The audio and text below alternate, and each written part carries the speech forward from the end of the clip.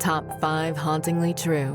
When ghost stories on Reddit turn disturbingly real. In this video, we'll be investigating the spooky parts of the internet, where reality bleeds with fiction and shadows interact with unseen characters. We're opening the vaults of the creepiest real ghost stories found on Reddit, the kind that creep right under your skin and make you feel uneasy. So gather a blanket, turn down the lights, and get ready for 5 stories that will make you wonder what mysteries lie beyond the shadows. Story number 5. Something asked me to come to my friend's house. Even though I've told this story on another Reddit sub, this is the one scary event that really got to me. Lexi was my best friend when I was younger, and she lived next door. Our parents would take motorbike trips together, and until they got back, we would camp out at one of our homes. We were used to it. We had never had any strange things happen to us before that night. We were doing what we always did and talking in our bedroom. Through her window, we saw a bright light and then heard the sounds of motorbikes pulling into the gravel driveway. Right away, we thought, okay, our parents forgot something.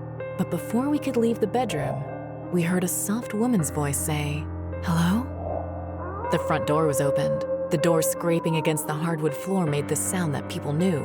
We were scared because this woman didn't sound like our family. Our voices are very Texan, so we thought there was an invader. We found the front door wide open, and no one was in the driveway when we checked out the house. We were so scared of it. There was no one in the house. We were finally better. We went back into her room, but she fell to the floor and started crying before she could get in. I was scared and didn't know what was going on. She told me that something as tall as the doorframe was in her parents' room. When our parents got back, the supernatural continued to happen in her family's home. They also left. Story number 4. I had awesome parents who let me sleep in the living room on weekend nights when I was very young because my sister was a light sleeper, and I could stay up until dawn. But of course, I always ended up sleeping on the couch because Nick at Night made me try. So one night, I woke up to the prickly feeling, like an instinct, just bolted into a sitting position and stared out the front window.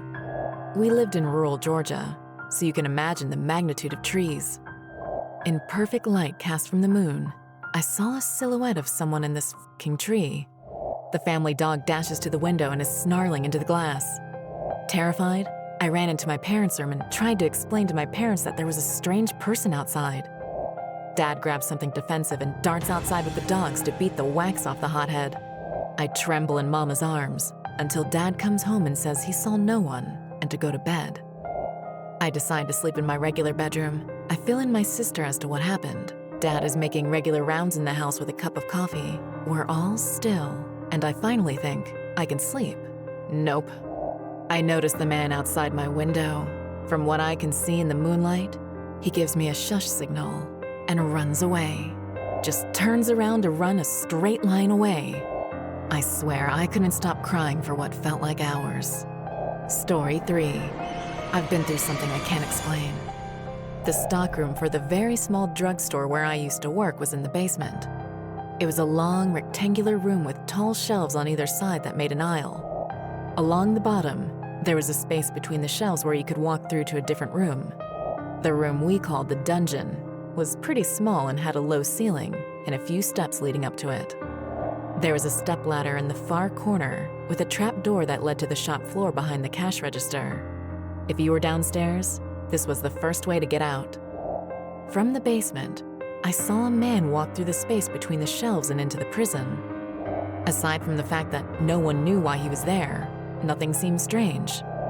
He was blonde, wearing dungarees and a blue and white striped shirt, and generally looked fine. He didn't answer when I called out to see what he was doing. When I went to the basement to find him, he was already gone. I think he went up through the trap door. So I went back upstairs and asked the only other worker, a substitute pharmacist who was only there that one day, who the guy was.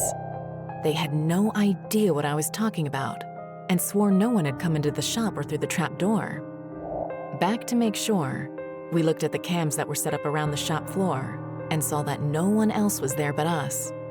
Strange as hell. After a year, we have a Saturday girl.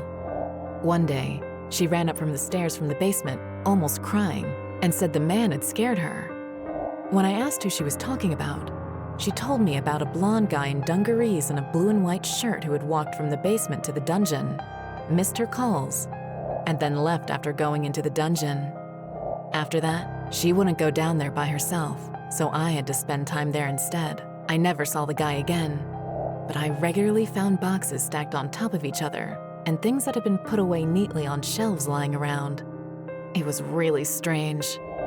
As much as I don't like to shout, "Ghosts are real," I've never been able to figure out what happened there. Story 2.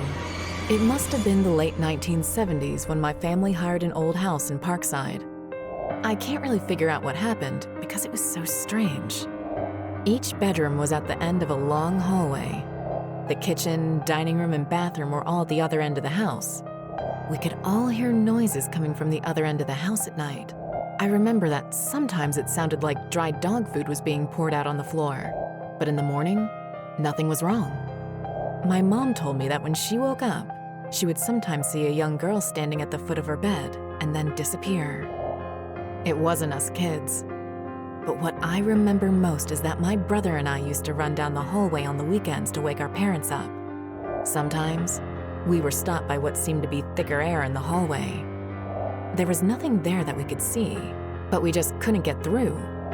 It was both very scary and very exciting at the same time. On days when it didn't happen, we were always a little let down. Story 1. Things would call my name from the other end of the house when we first moved into the house where I grew up. I remember hearing my dad call my name from his room while I was playing with Legos or something. They always told me that they never called my name when I went to their bedroom and asked what they wanted. Because this happened to me about every 2 days when I was a kid, I really began to think they were kidding me. It did happen one night, and I went to ask them what they wanted, as I always do. But as soon as I walked into their room, I heard my mom calling out from the living room, which is on the other side of the house. I knew no one was playing a joke on me at that very moment because I could see both of my parents sitting in front of me. I didn't tell anyone about this until my brother was told he had partial narcolepsy. Hearing voices is said to be a sign of narcolepsy, so I thought I might have had it too. I got checked out, and everything was fine, which is why I have no idea what was calling my name all those years. I still hear it at night, whenever I stay over at someone else's house. And that's a wrap on today's video. Make sure to give this video a like and subscribe to this channel for more mysteries.